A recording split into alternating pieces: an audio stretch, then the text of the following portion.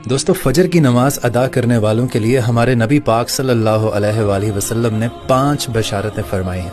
पहली बशारत क्या है? हमारे नबी पाक सल्लल्लाहु अलैहि वसल्लम ने इरशाद फरमाया कि तारीकियों में पैदल चलकर मस्जिद जाने वालों को क़यामत के दिन मुकम्मल नूर की बशारत दे दो। और हमारे नबी पाक का इरशाद है कि फजर की दोनों रकअतें यानी सुन्नतें दुनिया व माफिया से बेहतर हैं। और आपने फरमाया कि जो जो बंदा अपने घर से निकलकर मस्जिद की तरफ निकलता है, अल्लाह ताला उसे हर कदम पर 10 नेकियां देते हैं।